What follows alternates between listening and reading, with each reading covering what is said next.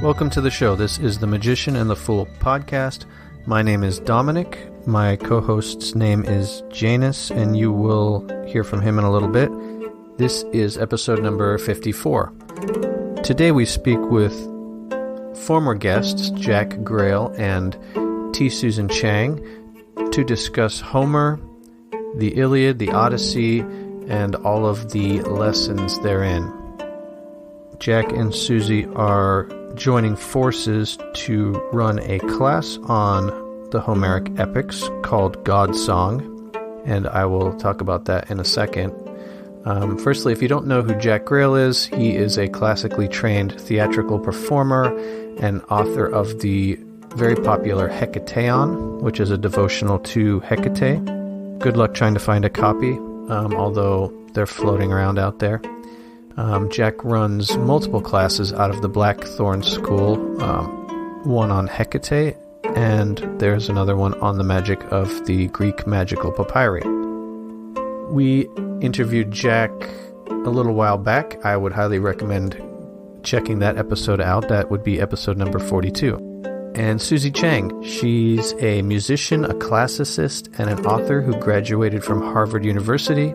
Some of her books that she's authored are Tarot Correspondences, 36 Secrets, A Decanic Journey Through the Minor Arcana of the Tarot, Tarot Deciphered, she co-authored.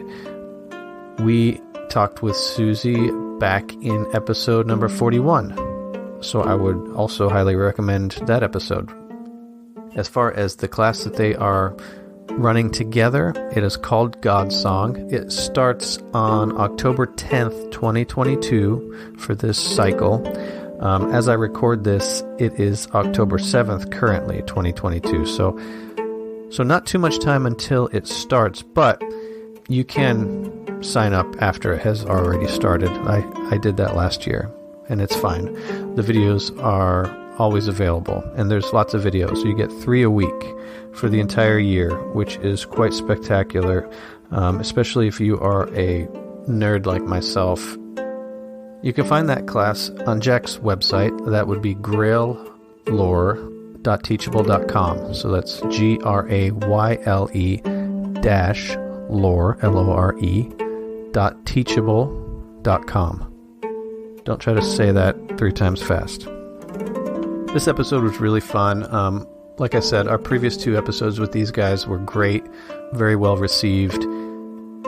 I really enjoy this topic, and I think it's interesting because the focus with the Iliad and the Odyssey is on the heroes. There is a lot of intervention of the gods and kind of side stories with the gods and how they're relating to everything that's happening. But if you follow Iamblichus, for instance, he talks about the souls, the daimons, the heroes, the angels, and so on. And sometimes, at least for me, it was hard to envision how the heroes fit into like a spiritual practice, for instance. But this class and these epics kind of explain the blurry lines between heroes who are essentially demigods in many cases, and the gods. You could think of the heroes in this Hellenic context as perhaps like a saint or an arhat. Not exactly one-to-one equivalent, but someone who is elevated beyond kind of the mundane person, who is closer to the gods and participates fairly intimately with the gods. So it's a really fascinating topic, and we are sure you're going to enjoy it. As always, I have to thank our Patreon supporters. We really appreciate the partnership, and thank you for helping us continue this work. If you would like to become a patron, please feel free. Go over to patreon.com and look us up. We dedicate this to Hermes and Asclepius, and may any merits that we accumulate doing this work be distributed to all sentient beings, so that they together with us may equally realize awakening.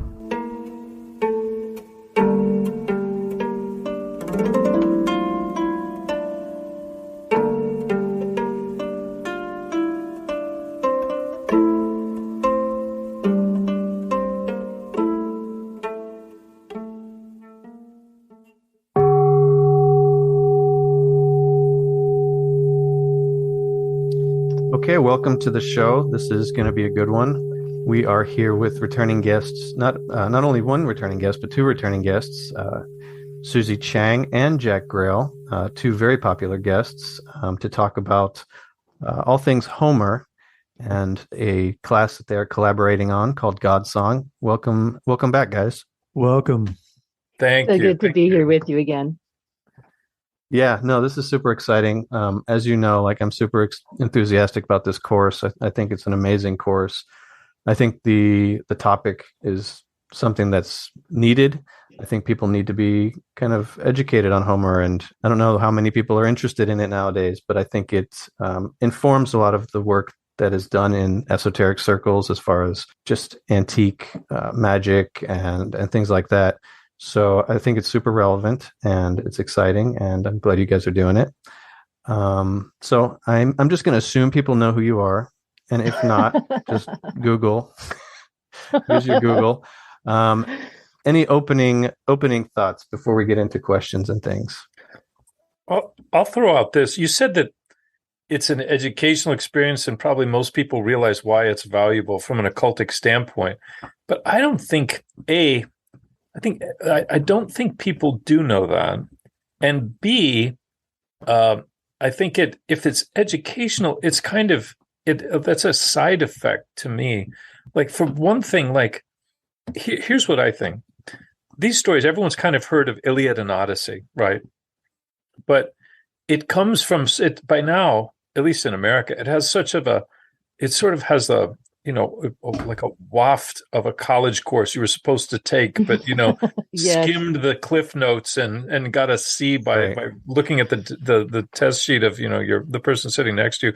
It feels like a job, it feels like a duty, or it feels like something that someone with an Ivy League education might have dove into. But I can't help but think that right now, if there was an article online that said a Bronze Age epic had been discovered, something 3,200 years old, that involved both, epiphanies of the god, sorcery, necromancy, and gives pretty much a roadmap to how they viewed destiny and the way that fate interacted with humans, and the amount to which our choices can change our destiny or not, and revealed how to relate to your patron god, and had just a series of grotesquely violent encounters in it, and fairy tale like adventures throughout the Aegean, ending in a remarkable, vengeful bloodbath that,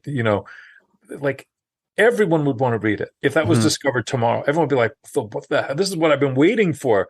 Why am I watching, all Game all of these, Thrones? Yeah. Right. And everyone would want to copy, and everyone would dive into it.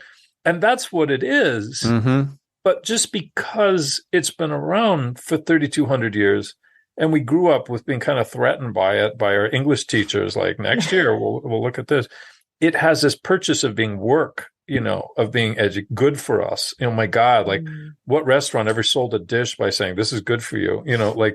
It's so the trick actually isn't convincing people this is old or this is classical or everyone appreciates this.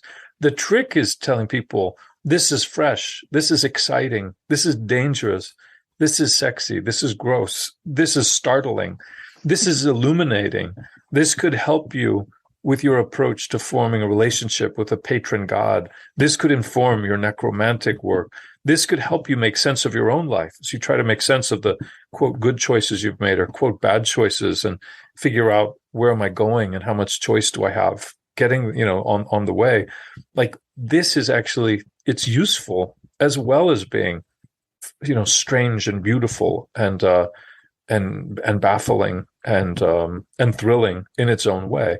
So that's the trick, man. When we approach this stuff, is convincing people it's fresh and relevant and not sort of dusty and dry and dutiful. Mm-hmm. This is what Jack is just so exceptionally good at, because, from his PGM course, that what he does is he manages to take this, really distant material, stuff that is so remote apparently from us, and to freshen it up in ways that, are really hard to anticipate. I mean, I myself, even as a person who studied the classics and who read a lot of them in the original, for me to look at the PGM was actually really intimidating until Jack sort of, synthesized it in his way and sort of found out what the connections were between what a modern person might see and what a contemporary of the sorcerer of the time might have seen. And he does the same thing for Iliad and Odyssey. And, for me to go back and revisit this material, which I first encountered literally 30 years ago,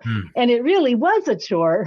I mean, it was literally my homework, for years and years. And, I think that it's so easy to lose sight of the fact that it really is just a ripping yarn when you get right down to it. And, it just takes fresh eyes to do that. And so, that's really what this course is about. Well, also for anybody who is interested in late antique magic, especially Hellenic magic, or even anybody interested in Hellenismos, it's essential to grasp the zeitgeist and the cultural mind of the Hellenes. I mean, it's the Iliad and the Odyssey. These are literally windows into the way that the mind of that time in that place functioned. And if you're not going to be able to grasp the magic of that time without an insider's understanding of the way of the worldview, the worldview.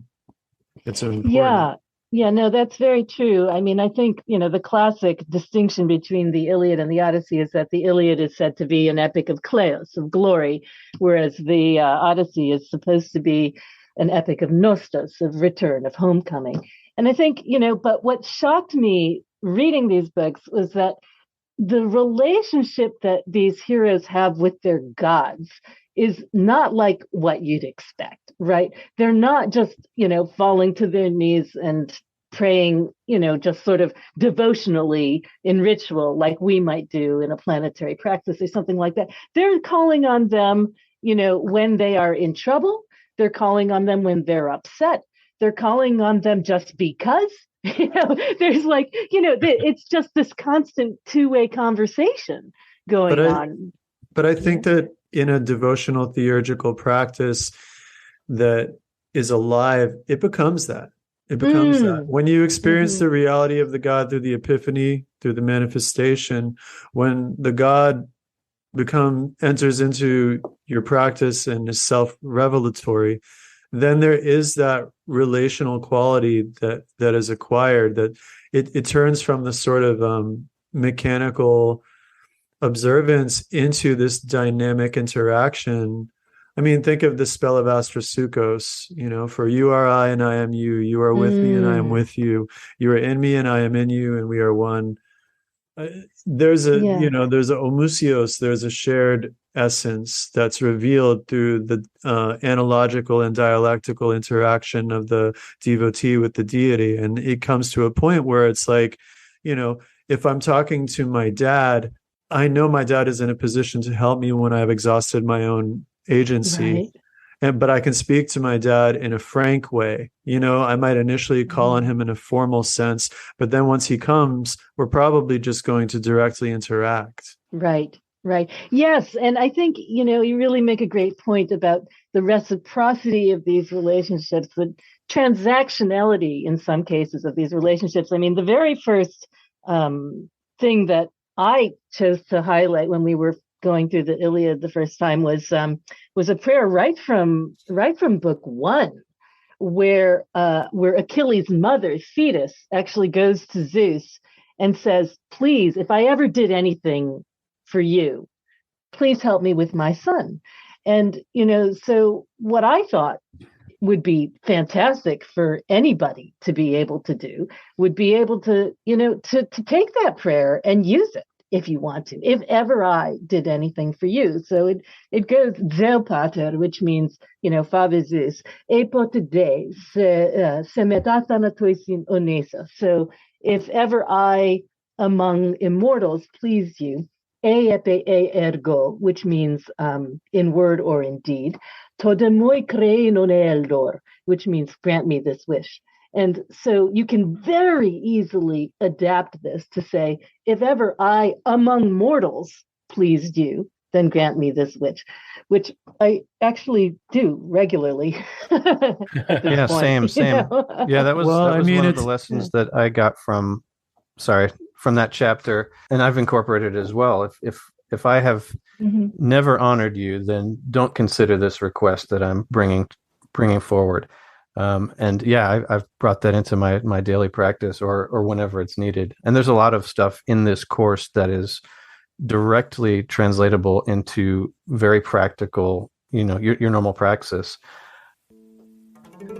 So having said that, we've introduced our guests and we've introduced the topic and the content we're going to be covering here. But we'd like to kind of take a little intermission for a second to invoke the power of Hermes, the god Hermes, not only to assist us in this conversation, but to assist all those who are listening, so that you all may embody that which he personifies. Hear me, Hermes, messenger of Zeus, son of Maia, almighty in heart, lord of the deceased. Gentle and clever, O Argiphantes, you are the guide of the flying sandals, a man-loving prophet to mortals. A vigorous god, you delight in exercise and in deceit, interpreter of all you are, and a profiteer who frees us of cares, who holds in his hands the blameless tool of peace. Lord of Corycus, blessed, helpful, and skilled in words, you assist in work and you are a friend of mortals in need. You wield the dreaded, the respected weapon of speech. Hear my prayer and grant a good end to a life of industry, gracious talk, and mindfulness. Hail to you, benevolent Father, loquacious and eloquent one. Grant us insight and wisdom, and bless all who hear our words this day with insight and knowledge. Okay. Thank you guys for doing that. That was great. We need all the help we can get here. It's a great idea. It sacralizes the whole process. It's a wonderful, wonderful idea. Good. I'm glad you guys were down for it. And like Janice said, you guys are the perfect duo to do this with. So we appreciate it. We were talking about something, but I want to kind of take a step back here and talk about the context of these stories, because they are very alien. They're very familiar, too familiar sometimes, but so extremely alien. It's almost like a different species of human in this Bronze Age. The amount of violence and, Ulysses or Odysseus is, you might consider him a sociopath by today's standards. As were everyone in the story almost. And these Greek tribes, these Hellenic tribes, were more like gangs, really. It's true. It's got all this kind of flowery language about honor and glory and prestige, but at the end of the day, there's a lot of just murder and raping and pillaging and stealing, So I think maybe contextualizing that aspect too, to kind of just see where we're at with Homer and where we're coming from here. It's a good idea. Part of the challenge is right now when you say to someone, if you mention the Greeks, what they think of as these hyper-civilized, extremely sophisticated philosophers, which is what, they're famous for now, Plato and Socrates and Aristotle. And so when you mention Greek thought or Greek culture or Greek this or that, we think of the golden age of Greece, the age of Pericles, and all the brilliant, complicated, sophisticated, philosophical ideas and democracy and all those things. But that was not a thing. These tales were first written down around 800 BC, so long before Socrates would have been alive, or those philosophers. But it's quite possible that though they were written down 8th century BC, that they existed in an oral tradition 400 or 500 years prior. It's possible, and the world they capture is not the world of sophisticated, thoughtful, articulate philosophers around the agora. The Greeks in this world, in the Bronze Age, in the age of the kingdom of Mycenae, which is not far from the great, kingdom of Knossos on Crete, they had a reputation of being, dangerous and had access to wealth and culture, but to the rest of the world, they were dangerous barbarians and raiders. They were very much like in Game of Thrones, the people of the plains who ride the horses that everyone's terrified of. And, it's like how people thought of the Mongols later. They were known they were great seafaring people. They could ride horses. They lived in clans. They were extremely, capable of violence. They were a warrior culture like the Norse of 800 AD, like the Maori, of 100 years ago. Like they were a war culture. And because of that, they had, the strengths and weaknesses of a war culture. And so when you read the Iliad, it's a glimpse, like Janice said, it feels more like gang warfare. When it first begins, the story begins 9.5 years into the siege of Troy in the Greeks' camp, and they are hip deep in the slime of trench warfare. No one's seen their family in over a decade, and they've been sieging this extremely well defended, sophisticated city for years, and they're infighting among themselves, and there's factions that want to go back, and there's other factions that think the leadership sucks, and everyone's afraid of the leaders, and the leaders, Agamemnon and all the other kings, there's this loose affiliation of kings. No one trusts each other. Everyone's second guessing each other. Everyone's thinking the other person is gaslighting them or trying to screw them over. There's paranoia rampant in the camp, and there's also disease rampant in the camp, and the morale has never been lower, and there's this building energy to confront Agamemnon for him having basically unsuccessfully managed this siege and offended the gods in such a way that they're plagued by Apollo for actions he took when he took as a prisoner of war the daughter of a Trojan priest of Apollo. And so there's this building sense of perhaps rebellion. It's like dropped in the middle of a burnt out Vietnam platoon where they're just 5 minutes away from fragging the sergeant. Like that is what you're dropped into. So on one hand, it's this alien world, but on the other hand, the immediacy of the violence and the disease and the paranoia and the low morale and the confusion as to where the gods and all this, who if we offended, are we our own? Because keep in mind, the Greeks and the Trojans worship the same gods. They don't have two different cultures. I mean, there's even there's a large school of thought that thinks Homer came from Asia Minor. Like that's part of the Hellenic Empire. People think of Hellenes being Greeks, but the Hellenic Empire encompassed, the islands in Asia Minor, parts of Asia Minor and things like that. So they worship the same gods. So here they are, unsuccessful in their siege, missing their families, angry at their king, diseased, infighting, paranoid, furious. And so there's an immediate hook of this world, which at once is foreign and really familiar. And that to me is a great way to begin the story.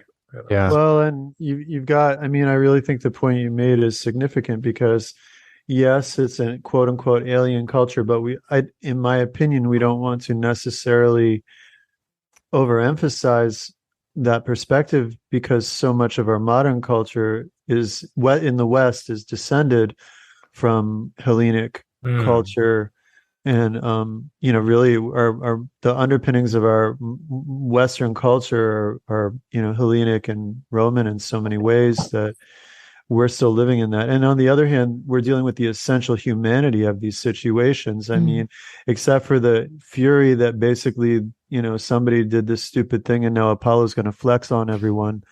Like, I mean, but it's very human. These situations are very human. Like you said, it's like Platoon or something. I mean, these in things the Iliad in happening particular, today. I think, the Iliad in particular, I mean, the Odyssey is human scaled, but with a lot of fantasy in it. But the Iliad, it is about human ambition and human hurt feelings and human greed and human glory. And in fact, the only sort of really supernatural elements in the Iliad that I can think of, and maybe Jack can correct me, are the talking horse and the fight with a river. Spoiler alert. I mean, there's a lot of intervention by the gods and there's side conversations. Yeah.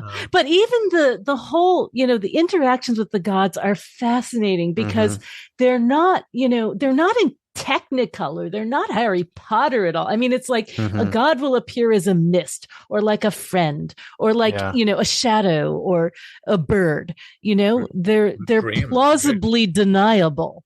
That's a good way to put it. It's kind of wonderfully low budget in a way. It's like the god appears as his best friend, and you're like, wow, someone really didn't spring for the CGI. Yeah, this is not the Marvel Cinematic Universe. It's more like the Blair Witch Project. On the other hand, I think that it's wonderfully illustrative of the archaic perspective, which is fully enmeshed in an attitude of immanence.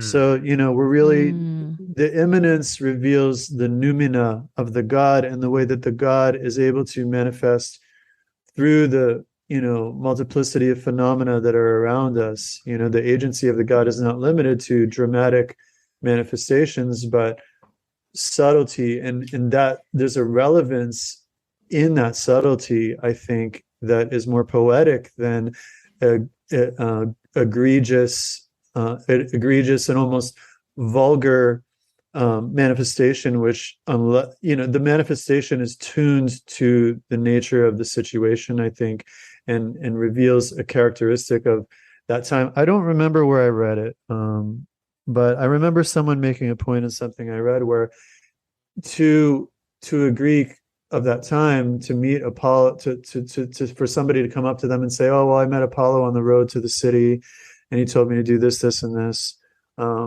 It would not seem unlikely. It wouldn't seem strange to them. They would be like, okay, well, that's entirely likely that you did meet Apollo, Yeah. And I think that's valid. Well, there's this wonderful passage in, I don't know, book 5 or 6 or something like that of the Iliad, where on the battlefield, Diomedes is battling and he's having a hard time, and he actually prays to Athena to lift the mist from his eyes so he can recognize immortals and distinguish them from mortals, because he knows he's been given the information that it's okay for him to wound the weak gods like Aphrodite, just stay away from the war god. But I think, there's an acknowledgement in there that, that we as humans are among immortals all the time, and that we might not realize it, and B, that there's tech for removing our blindness, and for lifting that mist, which I find fascinating. Well, I love that you made that point, because that speaks to the meta nature of the dialectic. Because what happens is, in the two-way interaction between the human and the divine, there's an attenuated perception that occurs, and then things like what you just described happen, where it's like, okay, Lord, please grant me the ability to perceive the distinction between humans and deities in human form, so that I can appropriately I can express appropriate reverence. That's right. That's so well said. And you nailed it, Janice. What's amazing about these stories is they make, for spiritual seekers, they make the divine relatable. In some ways, they're the opposite of Renaissance grimoires. Yeah. It'll say, if the spirit comes, it will be as a king on a dromedary holding a scepter. So in other words, if you don't see that, I mean, there's a lot of people think, well, he didn't come. Whereas in the Iliad, they're like, you'll see Apollo, but he's going to look like your best friend. Yeah. You'll hear the advice of your patron goddess from your mom's mouth, or you'll encounter your dead friend in a dream. Or you'll be told the secret by a stranger that only afterwards will you be, and those are the things we experience in real life. And what it does is it sacralizes, if we take the paradigm to heart, it helps sacralize our regular everyday existence to where there's not one conversation you have with a stranger on the bus or flicking through channels on the radio or whatever, where you can't stop but think, could this be the God speaking to me? Is this a message that's meant only for me? Is this what it seems, or is there a double thing happening here? And even if the person I'm talking to is a human, could it be the fact that for this one moment they're a mask, they're a puppet, the voice of the God is speaking through them to me, and it creates this watchfulness where your esoteric life and your mundane life, there's no bright line between them. But those two Venn diagrams almost completely merge because anything is possible. That's right. And it suffuses life with meaning, right? Totally.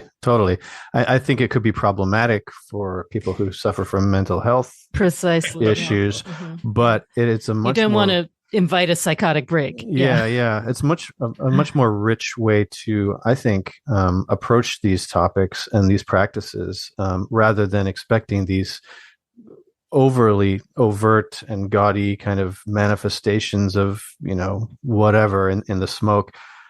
This is much more something that's much more attainable and something that's much more lived, something that can be experienced more regularly, but also requires that perception, that kind of refined perception. I think that needs to be there as well. Yeah, that's well said. And when people do, because sometimes people do have visions of gods, but it's often because they're related to them. So the God is also your mother or your father. Yes. But like they're heroes. Right.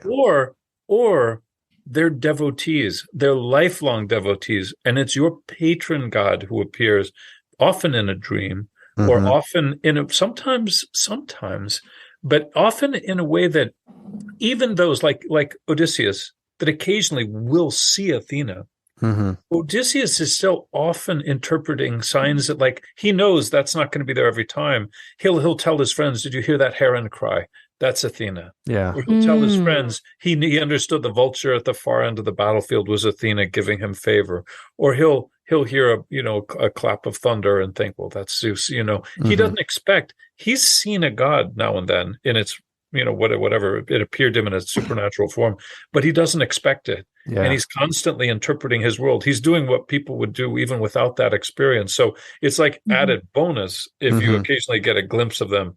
But even those who do in these narratives don't expect it.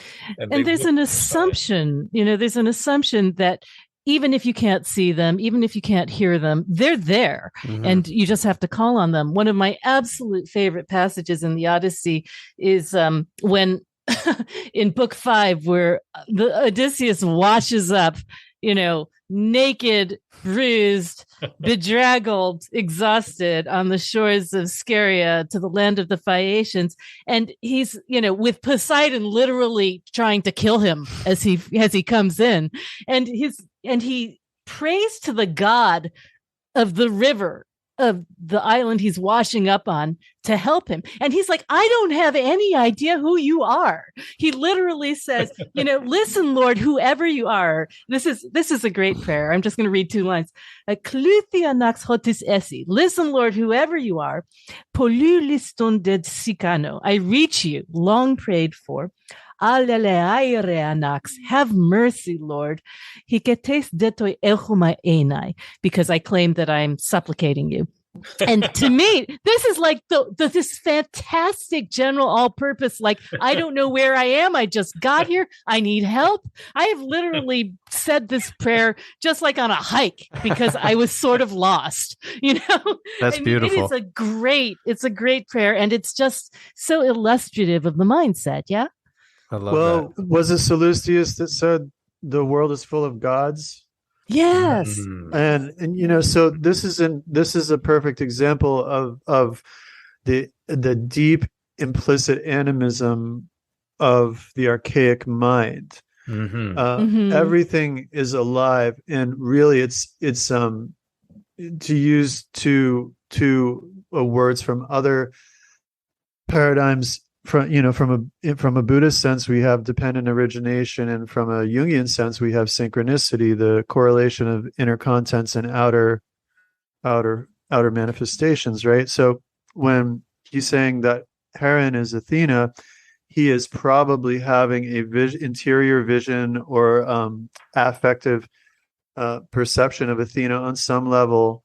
That's correlating simultaneously with the manifestation of the heron, which enables him to identify it as a revelation of the goddess. The gods are all the gods and our souls are all part of the world soul. The world soul is one.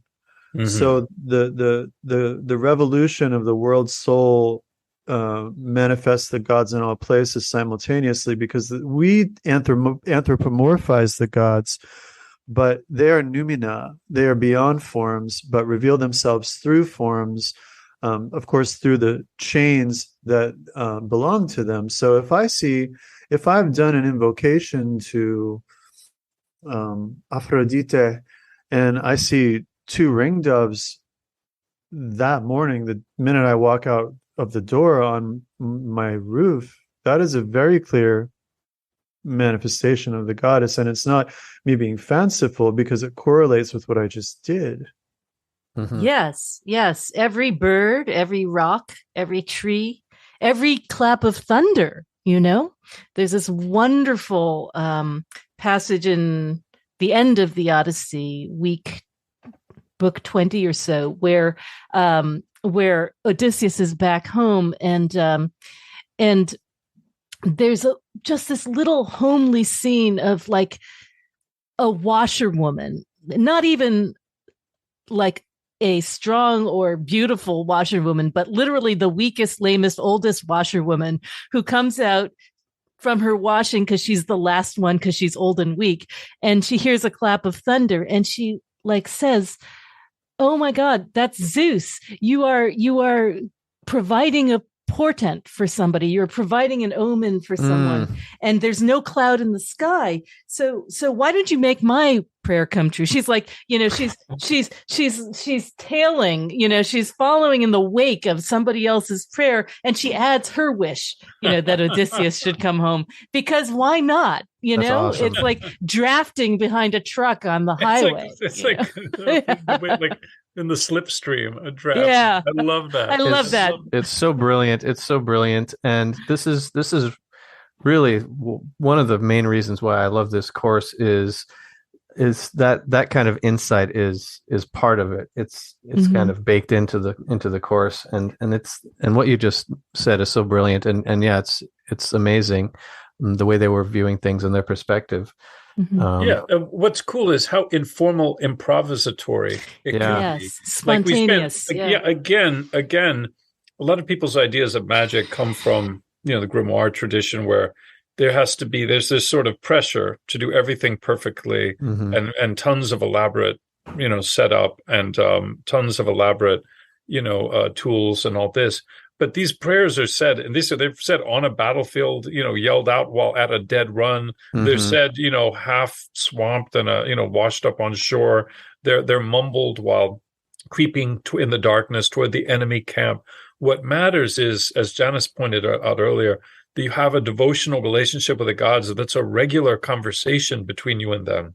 And because of that, it can be informal. It can even be internal. There are times when Odysseus speaks to the gods just in his own head, in his own heart, without doing it. And when they show people that are clearly favored of the gods, when they have the time, they make a statement. They always tip their glass to pour out the first sip to the gods, If they're wealthy and have a kingdom, then they make regular offerings that are obviously generous, meals to the gods and things like that. But they always refer really approvingly of people who put the gods first, and that's whether you have modest means or generous means. But the premise is, if you do that in your way that you're capable of, if you take the time, if you make the effort, they reciprocate. And they reciprocate in a way that doesn't require a ton of tools or a bunch of careful timing or a bunch of manipulative tech. It can be, if they view you as a friend, that treat you as a friend, and that can be a shortcut to getting their favor. I want to pause here for a minute just to give emphasis to what you just said, because your point just now is extremely important for people to understand. If you're developing this, are the gods going to be inclined to respond to somebody who consistently remembers them? I mean, it's kind of like a good friend. If you nourish a friendship, that friend is going to be responsive to you. Whereas if you're just occasionally imprecating over some dire need you have, I mean, it's going to be a completely different situation. So I think what you just said is so important. And I also want to make two other points. That I want to back up for a moment just to get back to the manifestation thing. The thing is, like, that lightning or that thunder, it's not to the mindset of that time, it wasn't a symbol of the god. It was the god. The thunder is the god. So when the thunder happens, that's the god. When the dove appears, that is Aphrodite. And when the dog shows up, or two dogs on the road show up, those are Hermes. You've got Gemini, the twins, and then you've got the dogs. So I think it's really important to sort of peel away that layer of conditioning, post-enlightenment conditioning, where we tend to see the epiphany as a mediating symbol instead of a revelation and manifestation of the God that's immanent and present. And it's not this artificial introjection of the God into our reality, but a natural flowing expression of the God through the medium of the circulation of the world's soul in the myriad phenomena of manifestation. And these stories show that time and time again. Yes, and once that relationship is established, it doesn't take, an enormous amount of setup to get there. I mean, you can literally be naked hanging off a fig tree over a whirlpool and they will hear you. I mean, it does sound fun. That's Been there, done that. It reminds me of, you look at the star Antares in our night sky, and it looks like a red star with 5 or 6 points coming off it. But Antares itself, that sun, it's not red, and it doesn't have 5 points. But the only way we can experience Antares in our world is by looking through our atmosphere. And due to the speed it's moving at, the speed we're moving at, and the directions we're moving in relation to each other, we experience it as red. And due to our vision being, flawed by the atmosphere and such, it looks like it has points. So the only way we can experience the epiphany of that star, is a red flared light in the sky, when in fact it itself is probably the same color as our sun. So it doesn't mean that that's a lie. It's just how we perceive it. It's the only way it can have its epiphany in our world. And so, just the same as the bark of a dog for Hecate, or the clap of thunder for Zeus, or the coo of doves for Aphrodite, and whatever we personally develop, personal epiphanies as we grow in relation to these gods, which is the fun part. If you live somewhere where there are no doves, you can still experience Aphrodite in your life, but it will take a different form that's specific to where you live and where you are and whatever. And that's part of the excitement. Speaking of the Hecatian epiphany right there. What's crazy is there's no dogs in the room I'm in. And I want to make another point here that you keep kind of touching on this, and I just want to articulate it for those listening. It's more important to have sincerity of heart, to be praying from the heart, to be invoking from the heart, to be concentrating the attention, to be present in the moment. These are the true tools. The external tools, consecrated appropriately, have constructed power from metis, but the heart, the voice coming up from the heart, out from the mouth, the spilling forth of the heart from the mouth in prayer is more powerful than an empty ritual half attended to, no matter how expertly attended to. Beautifully said. Nicely said. I'd like to talk about the nature of the gods in the Bronze Age, as opposed to later. They seem to reflect the psyche of the humans that were living at that time as well. They were very petty in some ways, at least in these stories, and backbiting and fighting, backstabbing, and scheming, and getting very involved in human affairs of love and war and things that you would think were, below the gods. And I know, Jack, you've called this kind of the daimonic aspect of the gods, and we touched on this, I believe, in our last interview. But maybe we could talk about that too. Is the nature of the god? Are they just a reflection, in a way, of the people of the time? Because we don't have these hypercosmic gods at that time. They were very, very much, at least not. As that wasn't as emphasized. It was more of a very interactive God. I think it's important to remember they're a family. In these narratives, they're a family, and they interact as a family. And you don't have to be an ancient Bronze Age Greek to recognize the family dynamic. The younger sister fighting with the older brother over who's more favored than who. The wife arguing with the husband as to who's been, should get the most respect, or the protocol, should serve. The favored son versus the unfavored son, Hephaestus versus Ares in Hera's mind, and their attempts to deal with them being out. Whoever wrote these stories was a brilliant observer of family dynamics, of human relationships.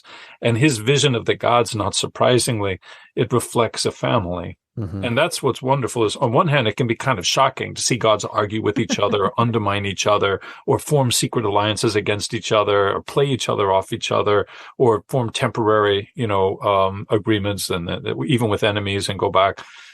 On one hand, it's like shocking to see deities portrayed that way.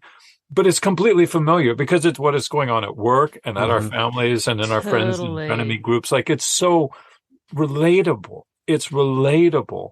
So that's, again, what's cool is what we encounter isn't really this crazy foreign alien, ungraspable thing like you do with some of the more mystic visions of deity that you find in subsequent ages. What you find is a very relatable dynamic, a power dynamic. And it's always acknowledged that Zeus is the head and the leader and the over god, and he has more power than all the rest combined. But even Zeus himself can miss things. Even Zeus himself in this dynamic can be convinced, change his mind, or, take a U-turn or back up or whatever. And so there's a wonderful sense that these deities are approachable because they're like us, and they recognize what we go through, but we can recognize what they're going through. And that creates an avenue of approach for someone to come toward them in this paradigm, because they're familiar. They're not strange. And that I think I like having a relatable God, Oh, absolutely. I mean, these are gods who fall in love. They're worried about things. They're angry. They hold grudges that go back to literally the beginning of time. So, like, if you have a sibling, you know what I'm talking about. And they are relatable in that way. I do notice that every single time that I read this again, that they seem incredibly human and in some ways kind of like, archetypal projections of things that go on inside us as human beings in the same way as the family of, forces in the Sandman. Yeah, we'll put. There's I'm looking for it right now. When there's a pareidolia, facial, where people see faces in everything. Yeah. So I think this is an excellent example of the human tendency to project the human consciousness onto everything around them. And so what I think on one hand, I think we're also seeing that writ large in these stories, right?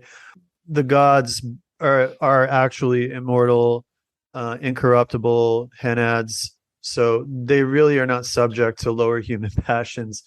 But on the other hand, the daimons who manifest the gods could be said to have certain personalities. But on the other hand, we also have a tendency, especially through drama, and drama is useful because drama is ritual, right? So drama enacts it enacts myth in space, and we're doing that pareidolia thing where we're projecting ourselves out onto the cosmic screen. And in turn, then the gods are reflected through our projections back to us in a form that we can understand and interpret.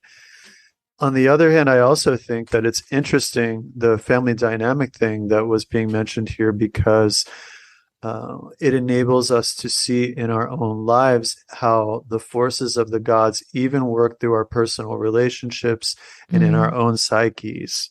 So the tendency to love Aphrodite, the martial quality, Mars, our relationship, say, you have a sister who's very just and, very just and studious and virtuous. And then you have a brother who might be a kleptomaniac, good with words, persuasive, and it's like, okay, but it enables you to see the divine characteristics manifest in the temporal personality.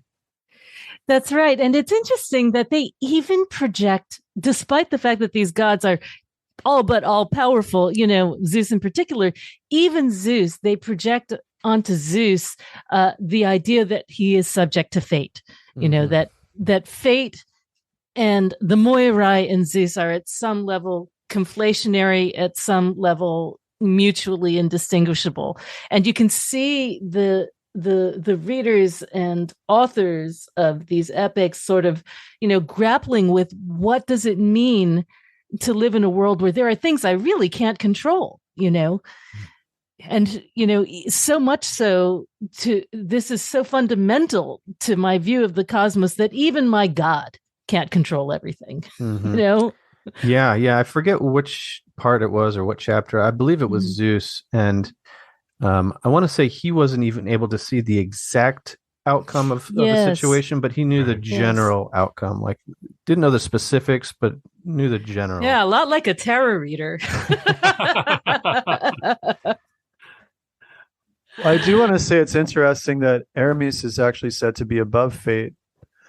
So it's interesting that the one who seems the smallest at the same time is hailed in hymns as Lord of the universe, who is greater than fate and who can change fate. Yes, there's definitely a sort of a parallel or an analog to that in astrology, where the Jupiter ruled signs are opposite the Mercury ruled signs. They're in opposition to each other because Mercury's the only one who gets away with it. Yeah. That's cool. Yeah, that's cool. There's a lot to talk about, but the course, if we're going to talk about the course too, it's great. There's just an abundance of material. You're not going to get bored. Jack will read the chapter of the week, and then Susie and Jack will get together, and there's a commentary and kind of a dissection of the language and the nuance. A lot of very interesting insight. And then there's a third video that Jack puts out weekly where he discusses the takeaways from the chapter, how you can incorporate those lessons into your praxis. And I was just wondering, because there are so many chapters and so many lessons, if you guys would be able to share maybe your favorite takeaways, the ones that really stand out for you and that you've incorporated into your practice and into your lives. Because for me, that was one of the most interesting parts of the course, really, were those takeaways. It's a good question. I think for myself, one of the best ones is simply in the early chapters, if you remember, some of the takeaways are to articulate what you want and why you want it and why they should care and what will happen if you don't get it. And to me, that's a healthy thing to have to articulate to begin with, whether you think it's going to compel a God to assist you or not. A lot of us go around, I'll speak for myself, a lot of times I don't know what I want, or I think I know I want something, but I don't know why why shouldn't anyone help me get it? Or what happens if I don't get it? I haven't even gotten that step. I'll just say, get me, with this, help me with this, I want this.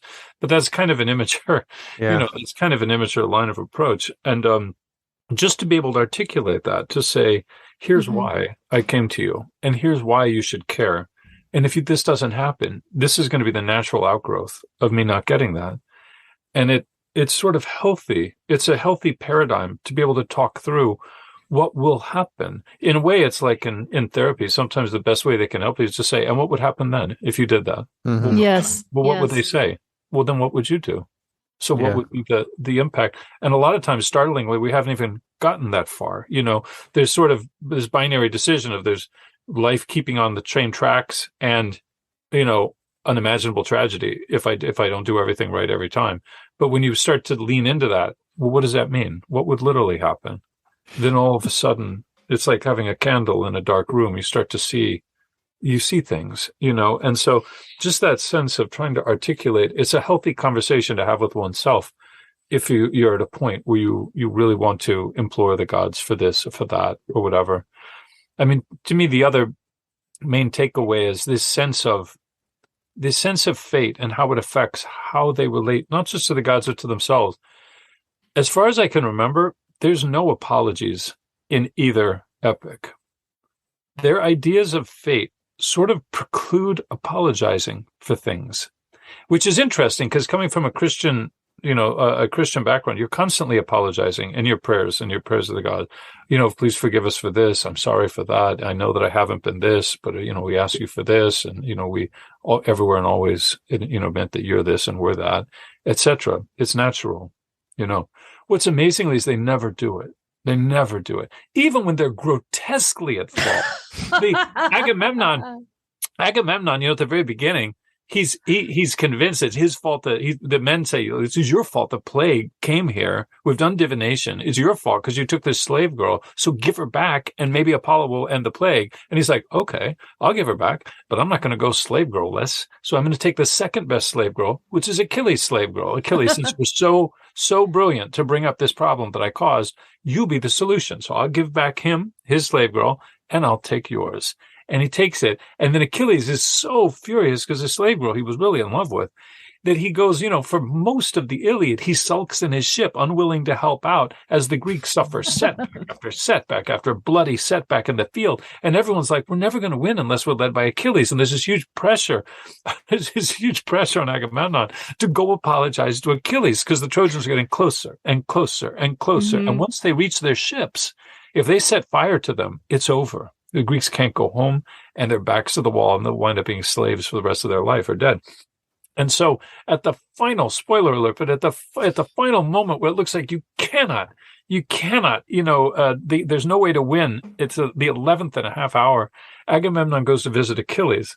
And you would think now would be the time that his speech would be like, mistakes were made, you would think he'd be like, well, I have something I'd like to say. But instead, what's brilliant is he says something like, we both know that you're a noble hero. No one denies that. And we both know I'm a king. And kings are ruled by Zeus. what we do is by Zeus. The choices we make are by his will. No one can do anything that Zeus doesn't want. Why Zeus made me say and do the things I did, they're a mystery to us both. Just a mystery. Who can tell the mind of the gods? Isn't it strange how they do what they want? Now that we're at this pass and we're past all that, perhaps you and I should determine what to do about the Trojan forces that are about to set us all on fire. What are your thoughts on that stuff? Oh, he completely, the spiritual paradigm completely to say I'm sorry. And I'm not saying that like we should all like never say I'm sorry again, but you read it and you have to read it twice to realize what you're seeing. You're like, how did he do that? But he did it.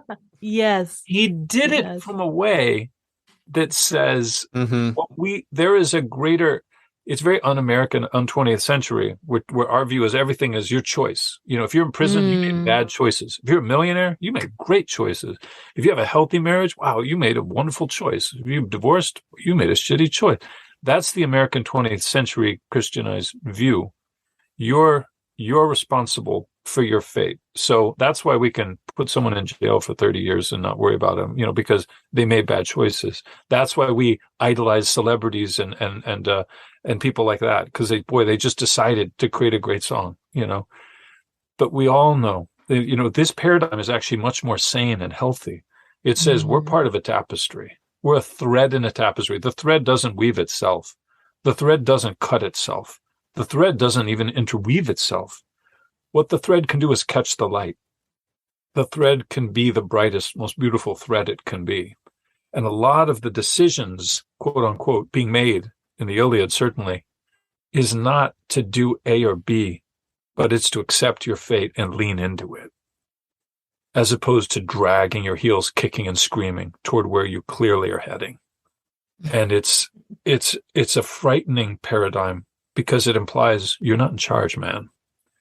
But in some ways, it's a great relief because it means, under their way of thinking, it's not really to your credit, your successes, but it's not really your fault, your failures. You have a destiny, and you can implore the gods to make it, to tweak it, to turn it, to bend it, make it slightly less painful or slightly, more stable than maybe was originally conceived. But you're not driving a car, you're riding a train. And so what are you going to do about it?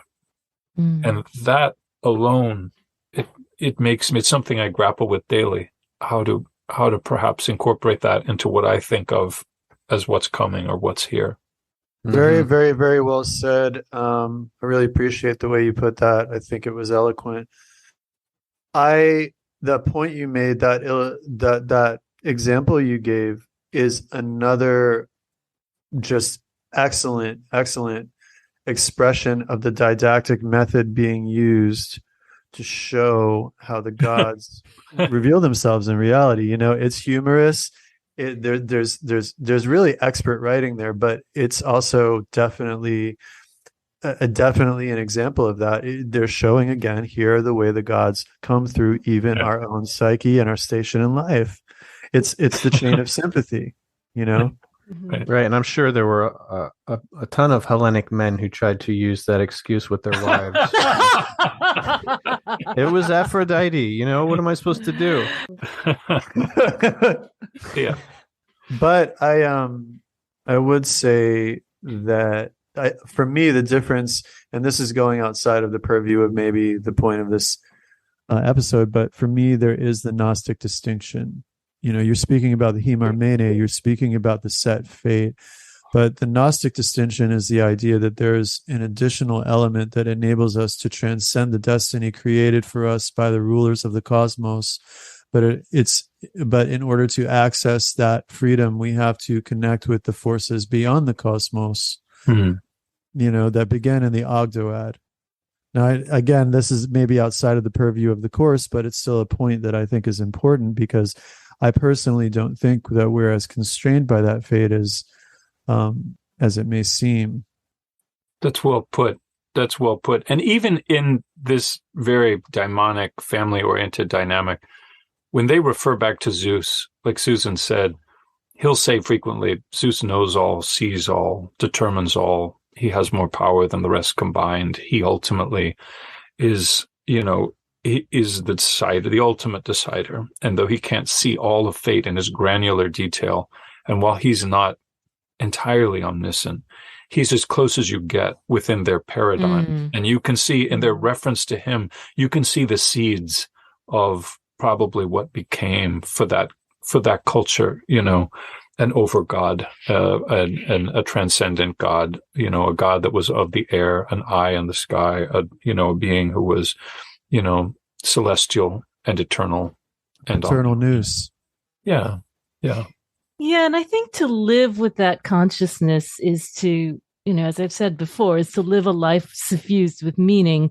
I mean, I think that, one of the things I was thinking about when when Jack was talking about Agamemnon's non-apology is another non-apology that comes in the Odyssey, where there's where Odysseus is insulted by the son of one of his hosts, and the son is young and reckless, and he realizes his mistake, and he has to make up for it in some way. So he says to Odysseus, not, "Oh God, what did I say? I'm so sorry." No, he says, "Farewell, father stranger.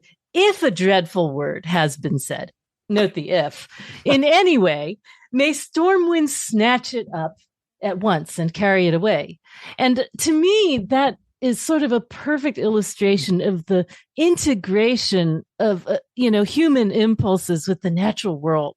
Mm-hmm. And to me, that's one of my tremendous takeaways from doing this work and having gone through this course with everyone, is the recognition that when you go outside and you hear the wind, or you walk and feel the dirt under your feet, and you hear a brook running past you, there's a sense of occasion. There's a sense that you belong to this world, and that you can observe that, you can commemorate it, you can add your logos to it, to bring meaning back out of every moment that you step outside. And to me, that's inspiring. That's really living life, as far as I'm concerned. Yeah. Very nicely put. I like that. Well, and this is a course on magic too, right? So, I mean, the magician possesses the agency to alter reality, but ironically, that agency emanates from the deity.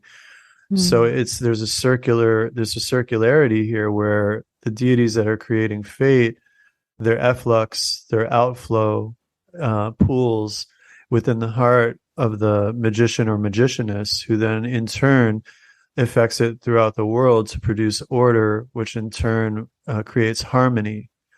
So it's interesting, because in a way, even in altering fate, we're putting ourselves in harmony with fate. That's really cool. That's really cool. You were talking about this lived worldview, and yeah, it's a very mindful kind of non-dual way to live, because you're finding that integration between yourself and the exterior world, and finding that there's less separation maybe than we perceive, and we're able yes I think that's very true. I mean, we think of Hermes as the god who can go between one realm and the next, but another way to look at that is simply to say you're always in between. Yeah, nice. Well, and then that really lends itself to the daimonic in itself, because what is Hermes but the weaver of words, the storyteller? And I forget who it was that said this, but they said, don't believe anything that the poets say about the gods, because they're all lies. And so here we have Hermeneutics, hermeneutics, where we apply the science of the therapeutic hermeneutic to these epics in order to extract the logos which is concealed within them. And I know it may seem tertiary, but when I remember having the insight that, at least to this worldview, the air is also a form of matter. So we're in a sea, we're in an ever fluctuating sea of matter, which if you think about that, because I think that, most human beings just think air is like space, or like the movement, wind is like the movement of air through space. But we're not in space according to that archaic worldview. We're in a sea of matter. But what that means is you're always touching everything else, including the gods. That's cool. I think you can find that, book 2 of the Corpus Hermeticum, they speak almost directly in that way about air and void and the difference. Oh, wow. That's very cool.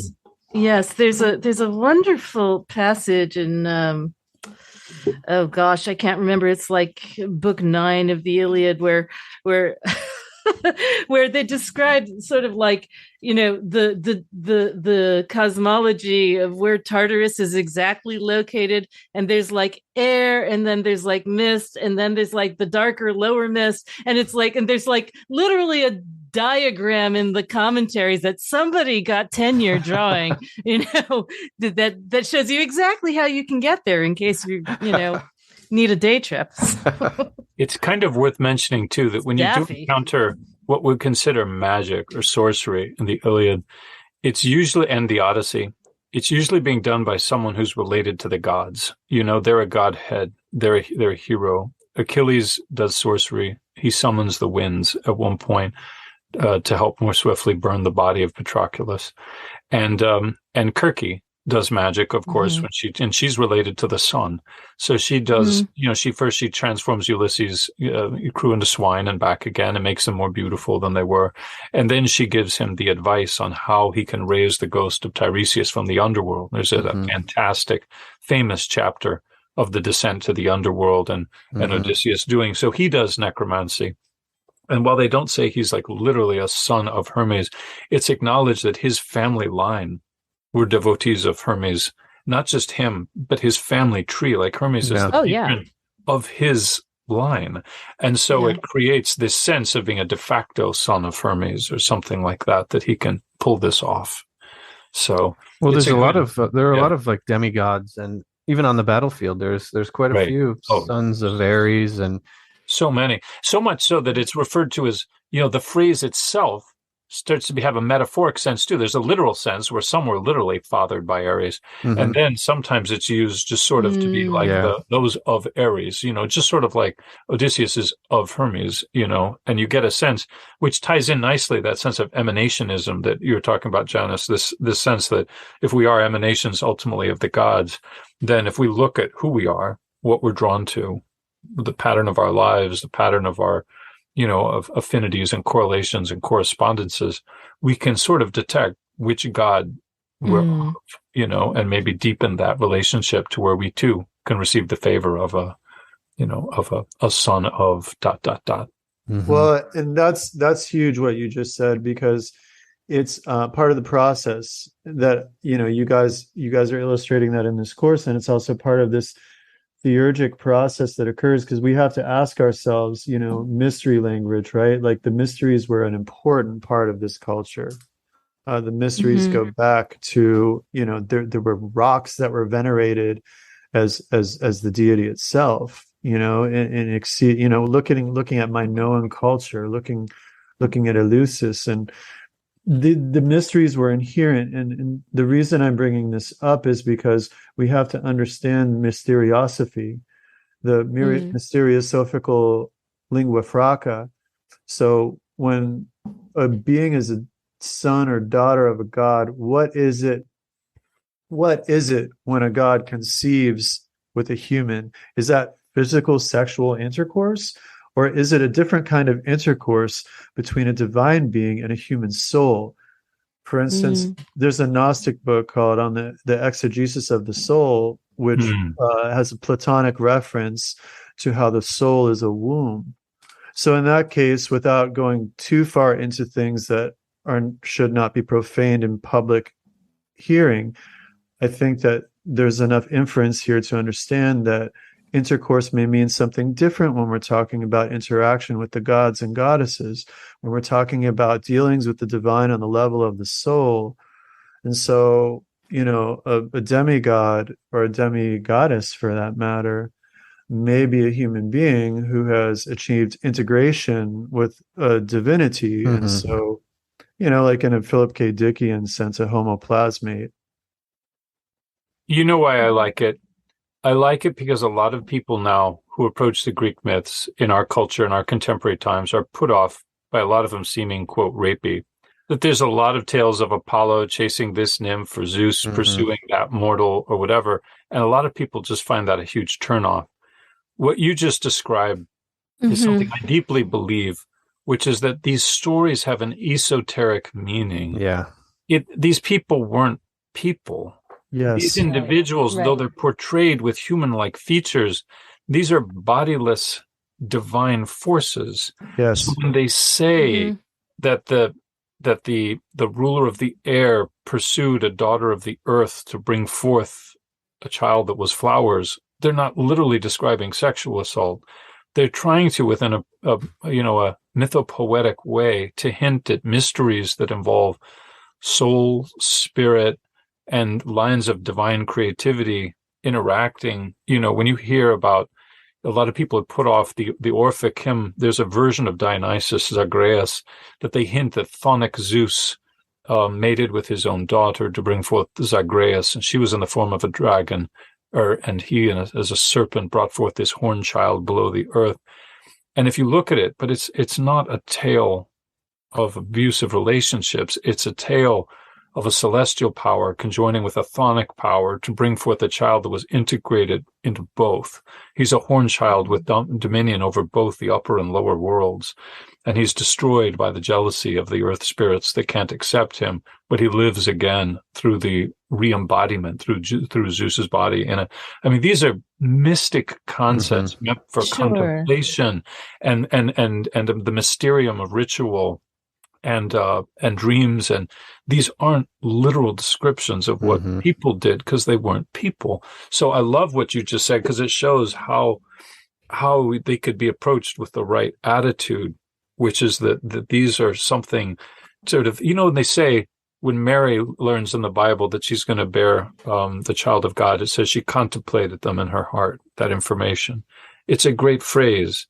She didn't complain about it to the police, she did, she contemplated it. And I think when we encounter these types of stories, that's the best thing we can do, and let them settle into us and see what resonance they have in sort of a mystic aspect, and not be put off right away by the paradigm that was used by the mythographer. Yes, absolutely. I think that's very true. It's the wonderful thing about these mythic tales, I think, is that they can be read on so many levels, right? Because it's sort of like, it's like scriptural exegesis. You can read it in a literal way for plot, because there's fantastic plot. There's loads of plot. You can read it for metaphor. You can read it for devotional purposes, and then you can read it for your own secret purposes that nobody knows, right?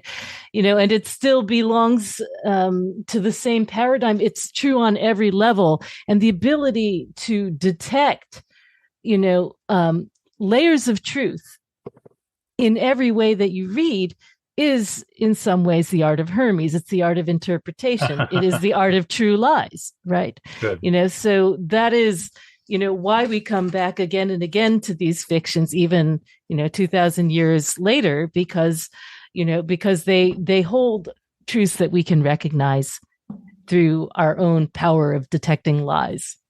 And we can invoke the aid of the God in interpretation of the text prior to reading it, asking for inspiration so that we can properly understand the hidden meaning, the esoteric meaning. And also, by reciting elements of the text, we enact logismos. We set into motion reality by structuring it through the words of the text. We're dealing with the text that is embedded in the collective unconscious, that is part of human history on such a deep level, and its antecedent elements are probably aboriginal. So we are drawing that up, that psychic energy up, and then out of our mouths when we're speaking this out, and it's forming reality. And if we were in a visionary state of consciousness, we would probably see archaic Greek images coming from our mouth and then integrating with the patterns that create reality. You know what I mean? I love that idea. That's part of the reason I really love reading. I loved having the chance to read this in the original because I never thought I'd do it. And, when Jack asked me to do this course, I really jumped on it because, I thought, well, I never really completed my education. I mean, we never do. So you might as well read it now when you have the chance. But there's something about reading it in the original, that I think is exciting, not just for a huge nerd like me, but like I think for everyone, there's something in the sound of the language that is, I don't know, it kind of gives you a frisson because it's meant to be spoken. It's meant to be read out loud. It's meant to be heard. And even just like ordinary passages have a certain rhythm, well, a literal rhythm and a beauty to them because it's all in dactylic hexameter. And like there's a very good example in the end of the Iliad where they're burning the body of Achilles, right? And literally this is a scene of people going to the funeral mound and bringing shit to burn. Like it's just like going back and forth and up and down like they're on an elevator at the mall. It's the most repetitive, boring thing you can imagine. And yet, the English goes something like they went many ways. They went uphill, they went downhill, they went sideways, and they went slantwise, uphill, downhill, sideways, slantwise. But this passage is famous in Greek because it is this passage where it has the greatest number of ah sounds in any example of literature, and it goes polla dananta catanta paranta te dormia telton, and you hear that, and you can hear the galloping, rolling rhythm of this thing, and you're like, of course they wanted to sit there and listen to this, of course, and I think that even if you don't understand it, it's fun to say and it's fun to hear, and I hope you guys think so because I get such a kick out of this. I find it so fun. I want you to read it again. Now that we know what it is, read it again. Okay. Polla dananta catanta paranta te dormia telton. It is awesome. And awesome, compared to the English, yeah. And the course is fun. I mean, you guys look like you're having a blast, and I have to say, you're hilarious. On more than one occasion, one of my family members have come into the room to see what the hell I'm laughing at. It's quite fun. And Homer, these two epics are just masterpieces of literature. They're so cinematic. I mean, even the boring parts.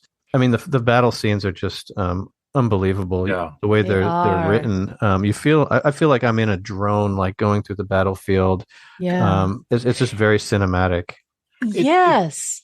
Go ahead. Yeah. I was just about to say the paradigm of the fighting too is mind blowing. Yeah. Because in the way the armies fight, unlike modern day battles where the generals and everyone stay at the safe location and send all the nameless hordes to fight, in these battles, all the major warriors who are recognizable to each other by their motifs on their armor, they approach each other on both sides, and the armies follow kind of at a distance, nervously, and kind of watch what's going to happen. And the heroes fight. Yeah. And the armies may or may not get dragged into some peripheral fighting, depending on which way the surge goes. But it makes it more like an MMA match. It makes it more like WW, World of Wrestling, than it does a typical like modern battle, because you have all it's really actually great because they lead. It's like if you're a leader, then lead. Mm-hmm. If you're going to lead us in this battle, then you're in front. And there's a great logic to it. And then later it's revealed, Achilles mentions when he talks about the slave girl that was taken from him, he said, I never picked her out. She was given to me, as always, with the loot that my men gave me. And he makes the point that when they loot a city, his men divvy up the loot and he takes what they give him. So it ensures it's a very, it's a very egalitarian system. It ensures that the leaders are there because they're, if they get anything, it's because the men recognize they deserve it. And you see that in place in these battles. And what it means, the battles aren't descriptions of just nameless people mowing each other down, but there are these grudge matches between these personalities, these celebrities, these heroes as they crash together. It almost has this cosmic sense because they know about each other. They know who they're descended from. And sometimes they like each other so much they make friends on the battlefield. Right. Like, let's not fight each other anymore. Like, I was like my grandfather knew your grandfather. Yeah, right. Exactly. And the other thing is that, like, the other thing about these battle scenes is that Homer delights in the goriness and the violence and and he'll literally be describing somebody's eye being gouged out or their hand being hacked off. But then he'll stop in the middle of it and he'll remember who he's talking to. He's talking to farmers. He's talking to like millers and, herdsmen. And he'll be like, oh, you know what that's like? That's like, when you're threshing the wheat and the chaff flies off, and it's just like this bizarre, cognitive break where he's like, the scene of blood flying everywhere is suddenly transformed into this, bucolic, agrarian, idyllic depiction of country life. And you're like, what just happened? Yeah. And the effect of it, I think, is to stylize the action, in a way that to me feels very modern, like you're watching a Tarantino movie or something, It's brilliant to think about the time. Brilliant. Yeah. It also creates a series of snapshots in every chapters of the world this story's come out of. Yeah. Almost all his metaphors, as Susan pointed out, are mundane, homey, rustic metaphors, but they're very literal. So by looking at them, you literally see what the teller, call him Homer, you see what he has seen. He saw, he'll say, these two battles fought, these two armies clashed as when a wildfire moves down a mountain, burning each tree in its wake, approaching the shore. That's right. And he must have seen that. That's not a random That's right. He saw that. Yeah. He saw that and watched it happen. Or he'll talk about, they snarled at each other like two old washerwomen on the streets who neither one will give an inch, arguing with each other. And these snapshots of his world. So you not only see these great mythic, battles and such, but you slowly become familiar with his world and weirdly with him, if he wasn't. You get to know him, even though we can't even tell that was his name, or was there a school of bards, or was he just invented after the fact. But whoever first created these metaphors, you see what they saw, you briefly through their own eyes and their own words, and it's a privilege, and it's really cool. Yeah. What I'm always struck by when I'm reading these passages is just the deep level of empathy of this narrator, right? Because the reason that he's translating these battle scenes into these homely agrarian scenes is because he's trying to relate to his audience. And not only that, he goes so far as to anthropomorphize the actual weapons. I mean, even the arrow freaking has a personality, and it really wants to reach its target. I mean, there is no limit to the ability of this narrator to relate to everything and everyone. And I think there's something just so charming and disarming about that. Nicely put. I know it's getting late for some of you guys. So I think we should probably start to wrap it up. This has been super fun, but I want to get your thoughts on, because you've just wrapped up your previous class, which kudos to you guys. It's what an endeavor, what an output of energy and time, and it just seems like such a project. What are your thoughts on this past year, generally, on how it went, and your thoughts on the next class? I will say that I thought it turned out far better than I could have hoped. In large part, Susan put in a huge amount of work, reading through both epics on her own, entirely in Greek, and bringing to us in the class discussions the best nuggets, the most interesting linguistic and spiritual and magical and stuff that was just funny and interesting. So she combed the material to bring us it in the original source language, which is just something you can't get anywhere else that I know of. It's beautiful contribution on her part. Plus, this class, as you can imagine, It attracts really cool people from all over the world. We had people who were, from countries all over Eastern Europe and Asia and people in Israel and South America. And what was exciting is we try to keep up a discussion, not just of the materials, but what does this remind you of stuff in your own life or other cultural phenomenons, novels, movies you've seen, stuff like that. And people's ability to come up with associations of similar ideas or different stories or contrasting trains of thought and tales from their own life of when they thought destiny stepped in or fate took a hand or they felt the presence of the gods. It was really moving. And the discussions about art and spirituality, people were very generous. This class tends to attract people that are very generous that way. And it's a great way to make friends or just engage in a meaningful discussion that's something more than just the usual. You know, I was really pleased by it and hugely grateful for everyone. Yeah, absolutely. I mean, it's been just an unforgettable experience. And, really not just as having the privilege of participating and being, in conversation with Jack on this course, but even as a person who just consumed the material myself, I found it incredibly illuminating. I mean, whether it's listening to Jack read because he has that, voice that you can listen to, even if it's reading the phone book. But also every week, what Jack does is he provides these takeaways that help you relate what you're reading to what you're doing as a metaphysician, as an occultist, as an esoteric practitioner. And you really cannot find that anywhere else. I mean, there was not a week that went by that I didn't take something away from what Jack said and apply it in some way to my own praxis. And I think that would be true for anyone who takes this course as well. Very cool. We can't speak highly enough about it. We try and maintain a level of quality here, and we only promote things we believe in, and we really believe in what these guys are doing, and so that's why we're supporting them. Thank you so much. Thank you so much. That means a lot to us.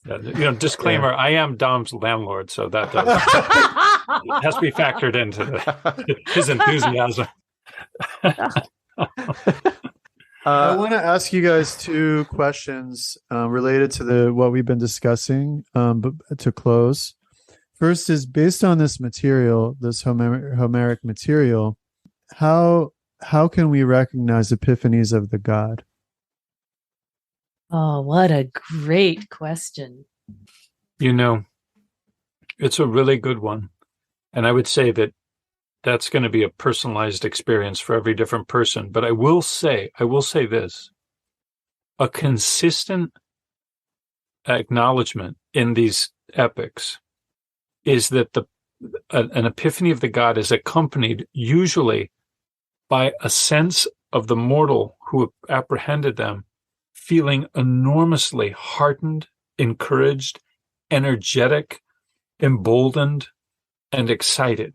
They're not, to encounter the gods is not to be crushed flat emotionally or shrunk or overwhelmed.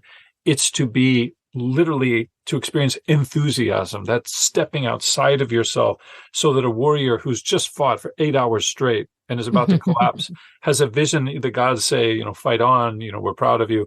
And all of a sudden he can't wait to go back to the battlefield. He's bursting with energy, and the same thing for inventors or for artists or for leaders or for whomever.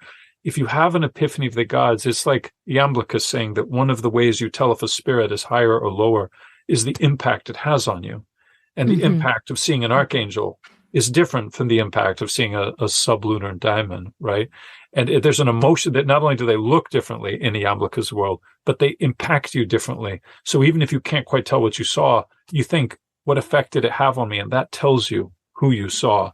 And in Homer, the epiphany of the gods, whether it's a dream or seeing the gods in another person or hearing their voice through a mortal or actually seeing a vision of a glowing figure, is accompanied by enormous enthusiasm, energy, and certainty and boldness.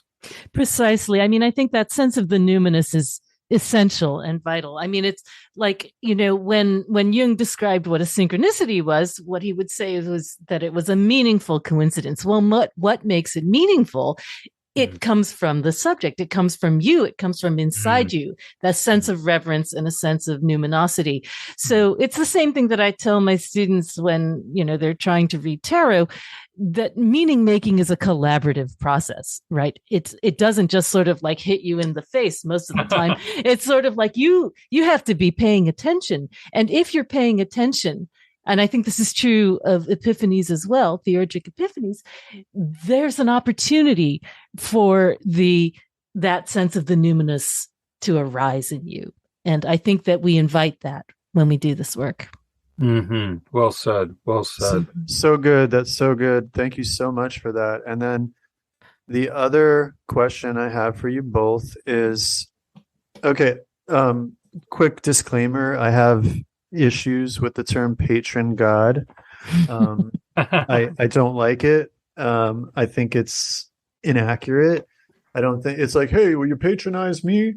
I pick my, and maybe it's just like having interacted with like neo-pagans who turn it into LARPing. But I think that it's so much deeper. We don't select the god, and the god isn't patronizing us like a wealthy benefactor who's paying for us to, make some art or something. It's more, I think it's a deeper thing than that. I like the child of the god thing, or the devotee of the god, something like that. But anyway, with that aside, which we can actually edit out if necessary, it's just a gripe of mine, a linguistic gripe. But how, based on this material, this Homeric material, how does one relate to their personal god? Based on these sources, these ancient sources, what are some ways that what are some things that someone can take from these sources to learn how to appropriately relate to the god? I mean, one of the things that I've really taken away from it is that, there's always an occasion. It's not something that you have to wait for, right? And at every meal, there's a libation, right? Every single time they have barbecue, the gods get an acknowledgement, and that seems to be constantly. But also, it's when you are in trouble, certainly. It's when you are in need of accessing your own skills, or what you conceive of as your own skills, but which might be God-given in some way. It's when you are grateful. And to me, it's when you are when you are observing simply, the sacredness and the and the immanent meaning in your environment. So I might have a word with Hermes not only during Wednesday at his hour at his shrine, not only when I'm eating and I pour out libation to him, but also when I'm just crossing a bridge, because to me that is of Hermes, right? Or when I'm, and I've literally done this, when I'm crossing an international border and I don't want to get stopped, or when I'm sending my bags through the TSA check, right? It's sort of like there is a chance to be in conversation with the deity of your choice at any given moment. And you find ways to integrate that into your life, which I find really exciting. I love that aspect of looking in your mundane life for the correlations of the physical places you're in and the geographical, place you're in. That's and temporal and everything. That's wonderful. I would say for me, I started, when I remember it, the one biggest thing that they do that we don't is libations. They do it all the time.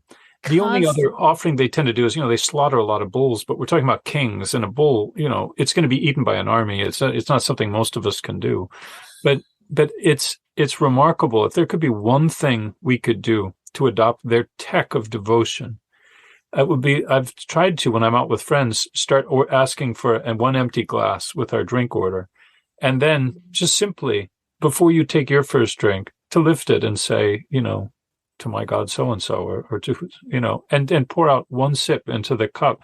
That alone, if you did that, if you were being watched by whoever first just told these stories from 3,000 years ago, they would recognize it. and they would recognize the value of it. And simply that thing, for it not to be just an intellectual hail you, but to actually give them something of what you have in a material, recognizable way. It's so simple. It's so effortless, but the effort in doing it, it literally and figuratively brings them to the table, we're told. Right.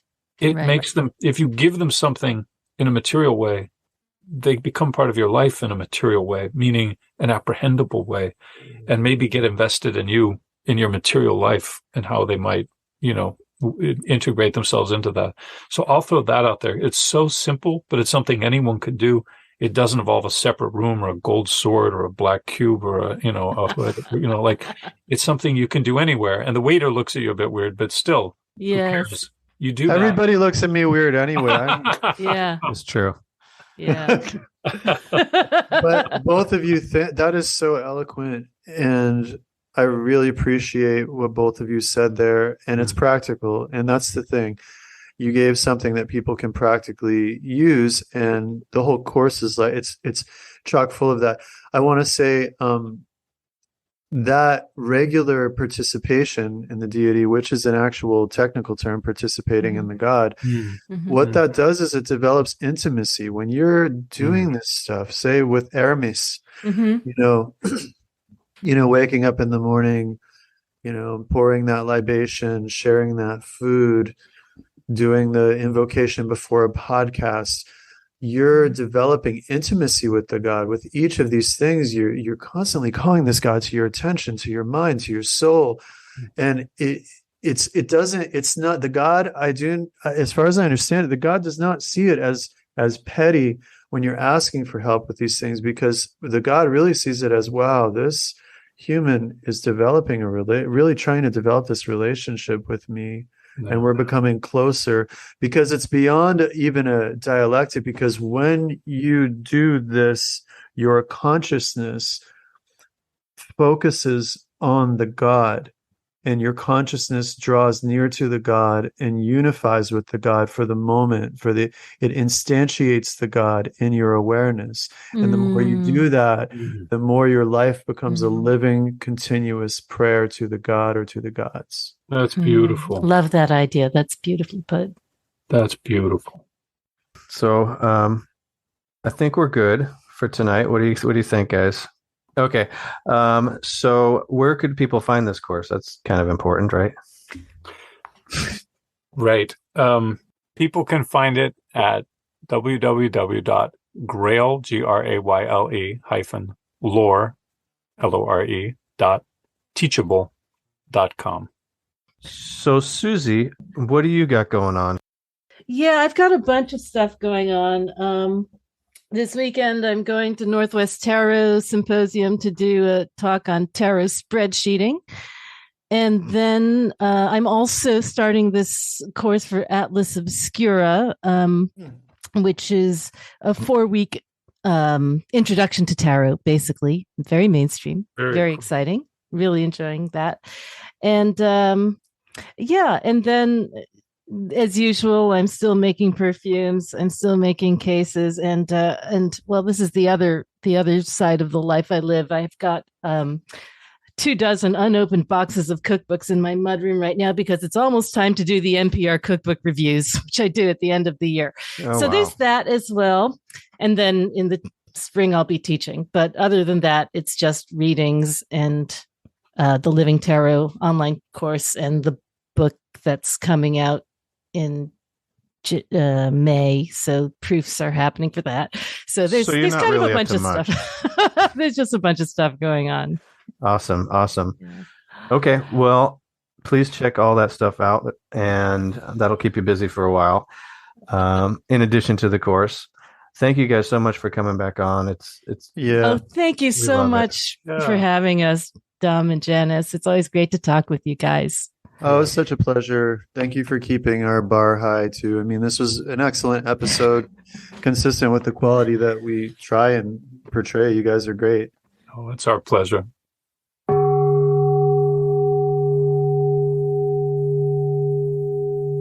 That was Jack Grayle and Susie Chang coming on to talk about all things Homer. They have an excellent course that they run, which we wholeheartedly endorse.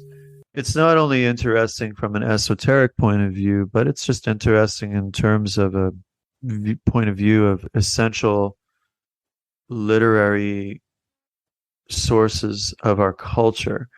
There is so much in our modern world which is still influenced by Hellenic culture and the works of giants like Homer, Plato, and others, Aristophanes.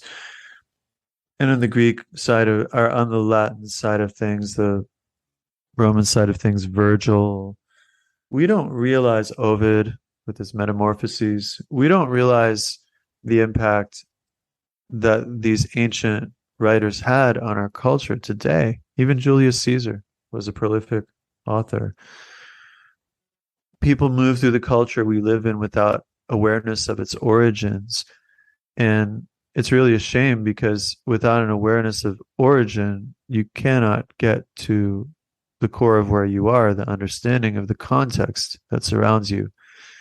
I'm grateful for their work. It's really educational, really interesting, and very fun. And they're fun people. And if you're doing work that is based in the ancient Greek world or the magical papyri, which are a synthetic pastiche of the influences of late antiquity, you should be aware of these stories and the way that they relate, because exploring them will enable you to immerse yourself in the mental model of the people that produced those magical books. This is important. It will give you an insider's understanding of the processes of the esotericism of the time. There was even a Homeric oracle, a Homeromantia, in the Greek magical papyri. And so I strongly recommend investigating their work. It's worth your time. It's worth your money. You're certainly going to learn a lot from it. You pretty much said everything I wanted to say. I agree. I don't think people take things like Homer seriously enough.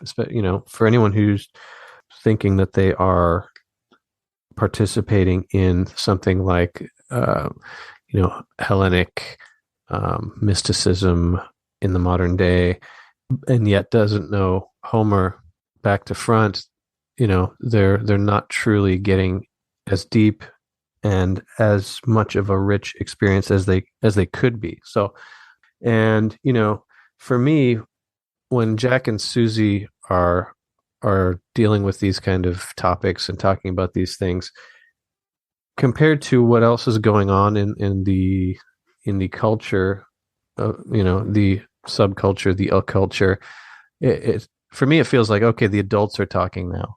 Like if you look at all the other nonsense that you see on the internet and all these groups and these personalities, I really feel like these guys have their finger on the proper perspective on how to look at these things.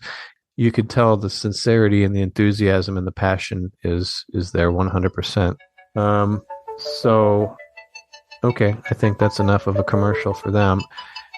Let's do the book review. What do you got? So this is an excellent introduction to his main corpus, but it also is a wonderful standalone text. Schwaller de Lubis, I think that's how you say his name. I can never get that last name right. Lubicz, illustrated by Lucy Lamy. But this book is The Temple in Man, Sacred Architecture and the Perfect Man. Schwaller de Lubis went to the Temple of Luxor and spent 12 years meticulously researching the geometrical architectural proportions of the temple and came to the conclusion that the temple was built upon the proportions of the human form. Not only that, but he was able to discern through experiential immersion in the environment a deep comprehension of the symbolic understanding of hieroglyphic script in Egyptian consciousness. This book lays the foundation for a true understanding of Egyptian esotericism. If you're interested in Greek esotericism, Hellenic esotericism, the Hellenes, many of the greatest Hellenes, Pythagoras, Plato, et al., all felt that their culture had been seeded by or grew from the ancient Egyptian culture. So understanding Egyptian culture will help you to understand Greek culture to a certain degree as well. This book is incredible. Unfortunately, these days on the internet, we see a lot of spirit science. The pineal gland is the eye of Horus. Yeah, man, you the universe, dog. Emerald tablets. And all this stupid nonsense. However, the stupid nonsense is based in true things, and it's just distorted, kind of like the Kabbalion, which is a spurious New Thought work, which in turn has caught the attention of some people to the degree where they've become interested in authentic Hermetism. With that said, the god Thoth is the lord of architecture, language, lord of the house of books, and he established the original foundations of the science of architecture. This book explores the cosmological, esoteric origins of that architecture and essentially is an explication of the Hermetic axiom, as above, so below. We see depicted in the temple the proportions of the human form. He even goes in the early part of the book into an expression of how the cathedrals in Europe are based upon the same proportions, which is suggestive of a canon transmitted probably in an underground way from ancient Egypt into even the high culture of the Middle Ages of Europe. The reason I'm mentioning that is to mention that this book is an immersion. You will be saturated with this understanding. There's a touch of mathematics in it, but nothing unwieldy. And it will lead you into a further and deeper grasp of the Egyptian paradigm, the paradigm of heaven on earth and earth in heaven. And that is the foundation of the Hermetica. You see these teachings couched in Greek philosophical Middle Platonic terminology in the Hermetica, but their roots run deep into Egyptian culture. So I recommend this book highly if you're interested in architecture, esotericism, Egyptian religion and spirituality, and the relationship between the microcosm and the macrocosm. Schwaller de Lubis, The Temple in Man, Sacred Architecture and the Perfect Man. Inner Traditions publishes this as well as many of his other writings. And kind of like today's guests who created this course, you have to invest yourself in studying these things. You must invest yourself in study with this level of esotericism. It's not for entertainment. It's not for clothing purposes. It's for the edification of the soul, the development of the intuition, and the refinement of the intellect, which results in the ennoblement of the individuality through exposure to the radiance of the divine. All right, I think that's good for today. Thank you for the book review. I think it's time to wrap up. Thank you, everyone, for listening. I hope you enjoyed this episode. We really did enjoy recording it. It was a lot of fun. And we will see you in the next episode.